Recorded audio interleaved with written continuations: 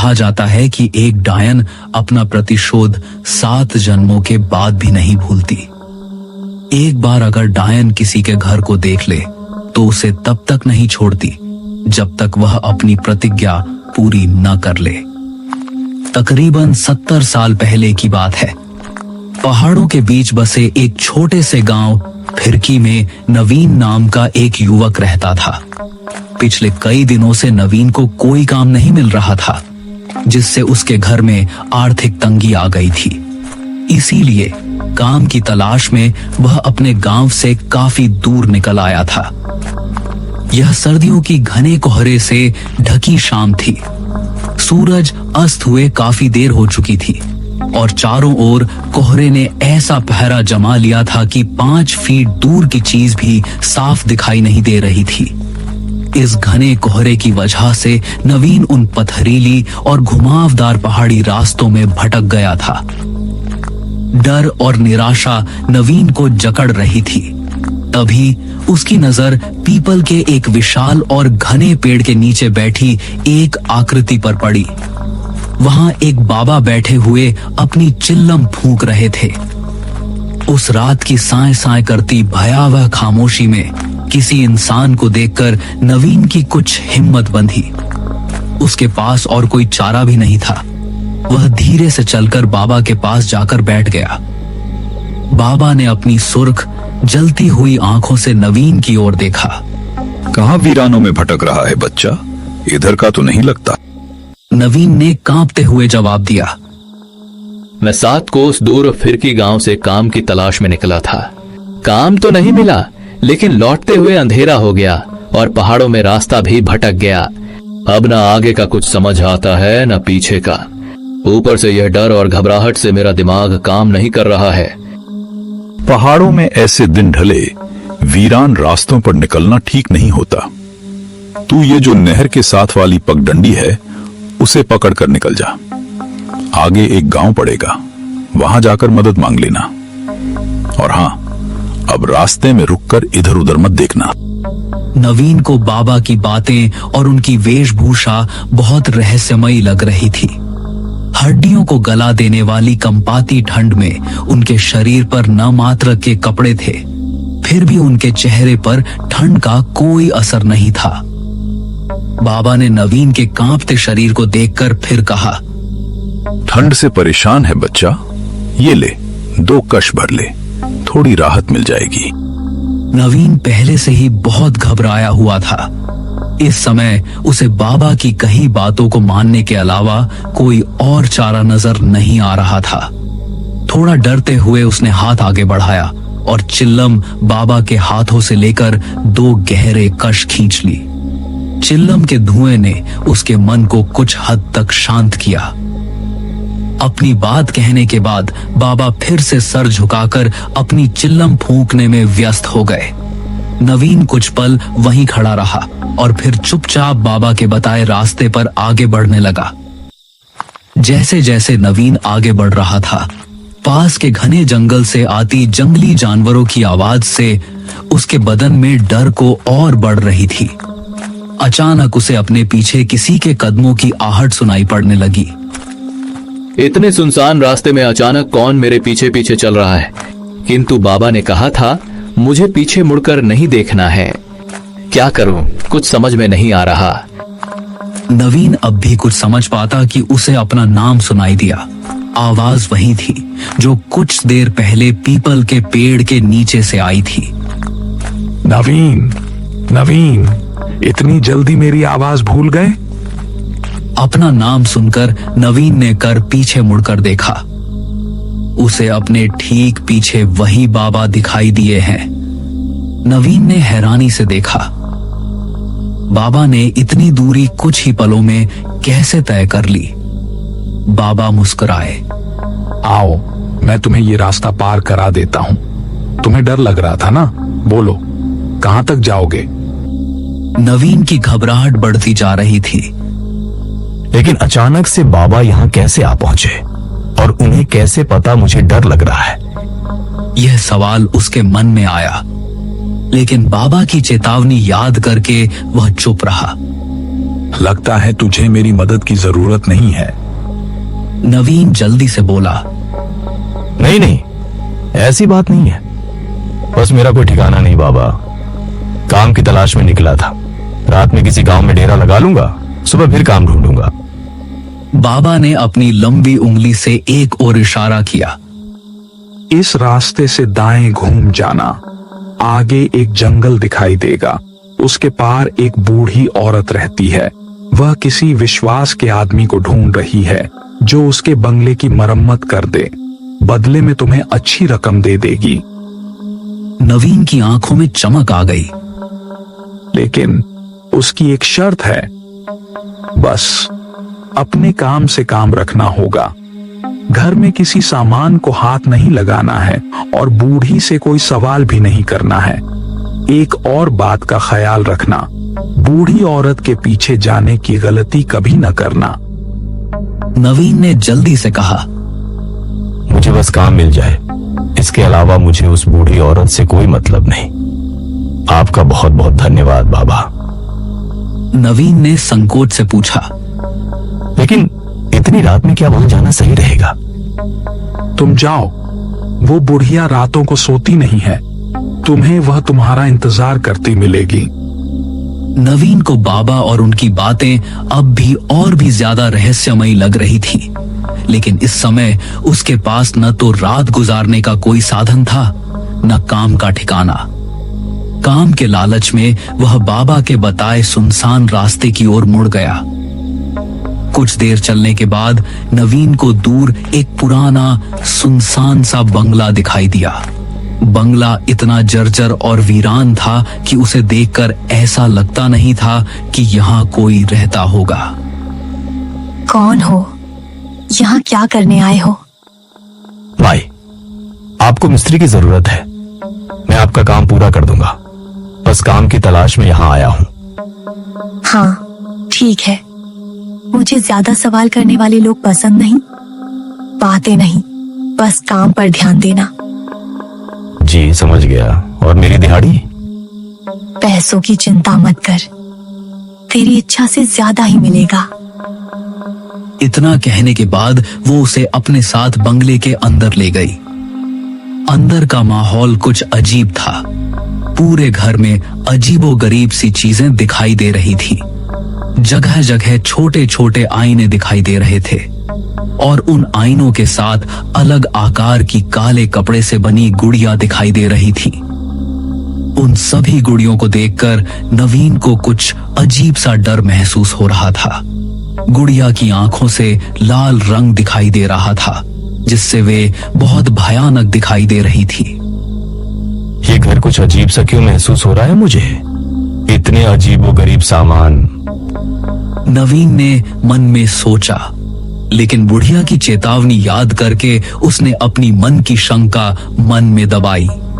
बुढ़िया ने उसे रात में ठहरने को एक कमरा दिखा दिया और अगले ही दिन से काम शुरू करवा दिया। इस आंगन को खोदकर यहाँ पर एक पक्का कुआं बनाना है। कर पाओगे? मेहनत का काम है। और हाँ, इसके आसपास चारों ओर दीवार बनाकर घेरा भी करना है। नवीन खुशी खुशी काम करने के लिए तैयार हो गया था।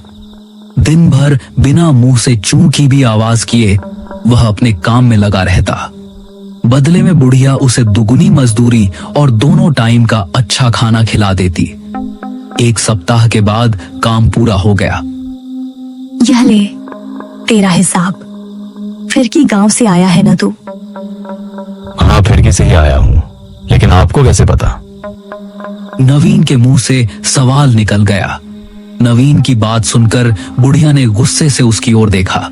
उसकी आंखें क्षण भर के लिए और भी ज्यादा सुर्ख हो गईं। बोला था ना, कोई सवाल नहीं। नवीन डर से कांप गया और तुरंत माफी मांगी। सुन, मेरा एक काम करेगा? तेरे गांव में एक आदमी रहता है, बलवंत सिंह। जानता है उसे? नहीं, जानता तो नहीं हूँ, लेकिन उसकी गांव में एक बड़ी दुकान है, इसलिए नाम सुना है उसका। मेरा दूर का रिश्तेदार है। उस तक कुछ सामान पहुंचाना है तुझे। इस काम के बदले मैं थोड़े पैसे और दे दूंगी। नवीन एक सप्ताह काम करके अच्छा धन इकट्ठा कर चुका था और कुछ और पैसे मिलने के लालच में वह खुशी खुशी बुढ़िया का सामान पड़ोस के गांव तक पहुंचाने को तैयार हो जाता है। बुढ़िया ने एक पोटली बांधकर उसे थमाई और कुछ पैसे देकर विदा कर दिया। नवीन पोटली लेकर बलवंत सिंह के घर पहुंच जाता है। जी, क्या आप ही बलवंत सिंह हो? बलवंत सिंह के लिए यह सामान उनकी किसी जानने वाली ने भिजवाया है। बलवंत सिंह एक शांत दिखने वाले व्यक्ति थे। उन्होंने पोटली को गौर से देखा। कहां से आए हो? किसने भिजवाया है? मुझे ज्यादा जानकारी नहीं है। मैं तो 7 कोस दूर काम करने गया था। वहीं एक बुढ़िया मिली जिसने यह सामान आपको देने के लिए कहा।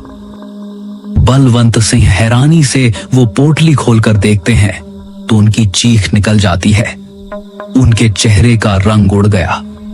तुरंत ही वह उस पोटली को वापस कसकर बांधते हैं और उसे नवीन को वापस पकड़ा देते हैं।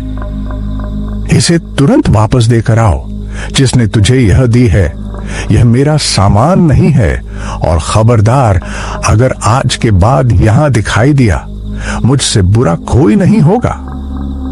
बलवंत सिंह को गुस्से में और डर से भरा देखकर नवीन पोटली लेकर अपने घर आ जाता है। घर आकर उसने अपनी पत्नी उर्वशी को सारा हाल बताया। आजकल किसी के साथ भलाई करने का जमाना ही नहीं रहा।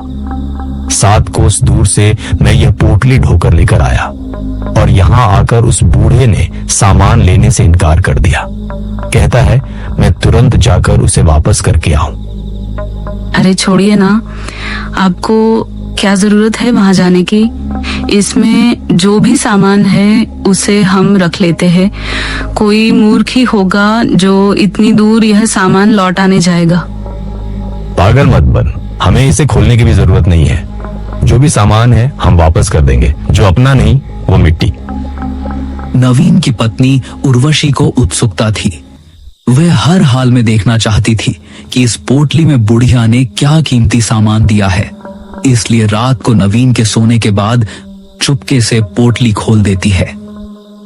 पोटली देखकर उसके पैरों के नीचे से जमीन निकल गई। इस पोटली में तो बड़ा ही अजीब सा जादू टोने का सामान रखा हुआ था। छोटे छोटे बाल, कुछ हड्डियां और एक काली गुड़िया जिस पर लाल सिंदूर लगा था। हे भगवान, कहीं इसीलिए तो उस बूढ़े ने ये सामान इनसे वापस करने को तो नहीं कहा था। उर्वशी डर और घबराहट से पसीने से तरबतर हो गई थी। उसने तुरंत पोटली को वापस कसकर बांधा। अगली सुबह उसने नवीन को जगाया। सुनिए जी, ये पोटली उस बुढ़िया को वापस देकर आइए और चाहे जो हो जाए आप वहाँ एक पल को भी ठहरना मत। तूने ये पोटली खोली थी क्या? नहीं नहीं, मैंने कुछ नहीं देखा, बस तुम ये वापस देकर आओ। नवीन वह पोटली लेकर घर से निकलकर अभी कुछ ही दूर पहुंचा था कि बलवंत सिंह के घर से रोने की आवाजें सुनाई दी। गांव के कुछ लोग भीड़ लगाए खड़े थे। अरे भाई, बड़ी बुरी मौत हुई बलवंत काका और उनकी पत्नी की। लगता है किसी ने मारकर फांसी पर लटका दिया हो। लेकिन हैरानी की बात तो यह है कि कमरा अंदर से बंद था। ऐसा कैसे हो सकता है भला? भाई मुझे तो कुछ ऊपर का चक्कर लग रहा है। ये किसी इंसान का काम नहीं हो सकता। हालत देखी थी दोनों की। पूरा शरीर ऐसे मरोड़ा हुआ था जैसे कोई कपड़े की गुड़िया को मरोड़ता है। नवीन को गांव वालों की बात सुनकर एक जोरदार झटका सा लगा। एक के बाद एक उसे बलवंत सिंह की कही हुई बातें और पोटली देखने के बाद डर से सफेद पड़ा चेहरा याद आने लगा। न जाने क्या पहेली है इस पोटली की। कल मैंने ये पोटली दी और आज सुबह उसकी मौत हो गई। नवीन तेजी से बुढ़िया के बंगले की ओर बढ़ा जा रहा था। आज जब वह बंगले के सामने पहुंचा तो पाया बंगले के दरवाजे पर एक ताला लटक रहा है और बंगला भी उसे कुछ ज्यादा ही सुनसान सा नजर आया। नवीन अब इस बंगले और बुढ़िया का सच जानना चाहता था, इसलिए वह ताला तोड़कर उसके अंदर घुस जाता है। अंदर का नजारा देखकर उसकी आंखें आश्चर्य से फैल गई थीं। बुढ़िया के कमरे में उन पुरानी काली गुड़ियों के साथ 3 नई काली गुड़िया लटकी हुई थी और उसमें से एक गुड़िया के कपड़े उसे कुछ जाने पहचाने नजर आ रहे थे। वे हूबहू उसकी पत्नी उर्वशी के कपड़ों जैसे थे। नवीन घबराकर उस बंगले से निकलकर बाहर सड़क की ओर आ जाता है। वहां से गुजर रहे एक ग्रामीण से उसने पूछा, भाई कुछ पता है ये बुढ़िया कब तक लौट कर आएगी? नवीन की बात सुनकर उस आदमी ने उसे ऊपर से नीचे तक घूरते हुए कहा, पागल वागल है क्या भाई? ऐसा क्यों कह रहे हो भैया? क्योंकि यहाँ कोई नहीं रहता। 50 साल से लटका है यह ताला। और हाँ, भूत बंगला है यह। रात के समय भटकना भी नहीं उसके आसपास। क्या भूत बंगला? नवीन की रीढ़ में ठंडक दौड़ने लगी। भाई, मेरे दादा कहते थे किसी डायन का बंगला है यह। इसमें वह तरह तरह के टोटके टोना किया करती थी। एक तांत्रिक था जिसने इस डायन की चोटी काटकर इसे जला दिया था। तब से यह बंगला ऐसे ही पड़ा हुआ है। कहते हैं आज भी रात के समय इस रास्ते से गुजरने वाले लोगों को वो डायन दिखाई दे जाती है और उस तांत्रिक का पता पूछती है। अपने सूखते हलक से नवीन ने अपना आखिरी प्रश्न किया, तांत्रिक कहाँ रहता है? कुछ मदद कर पाओगे क्या भाई?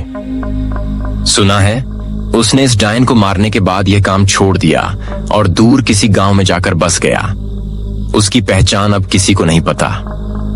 बातें करते हुए नवीन बंगले से कुछ दूर तक आ गया था। आदमी के जाने के बाद नवीन को सारी पहेली समझ में आ गई। जरूर बलवंत सिंह वही तांत्रिक है जिसे वो बरसों से ढूंढ रही थी और उसे मारने के लिए उसने मुझसे इस पोटली में जरूर कोई तंत्र का सामान भिजवाया था जिसने बलवंत सिंह और उनकी पत्नी की जान ले ली। लेकिन अब मैं इस पोटली का क्या करूं?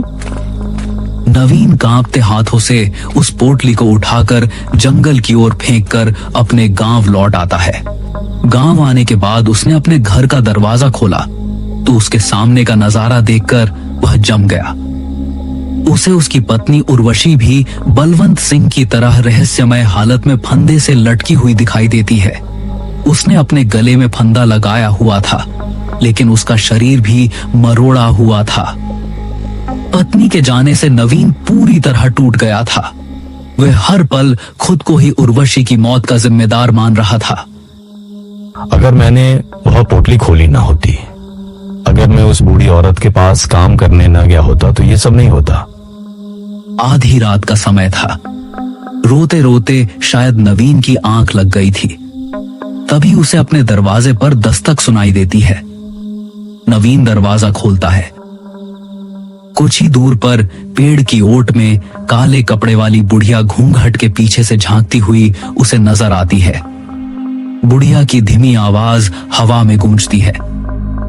नवीन ने समझा वह इस डायन के अंतहीन प्रतिशोध के चक्र में फंस चुका है। नवीन जानता था कि अगली सुबह किसी और गांव में एक और रहस्यमय मौत की खबर आएगी और उसके बाद वह पोटली उसके दरवाजे पर फिर से रखी मिलेगी।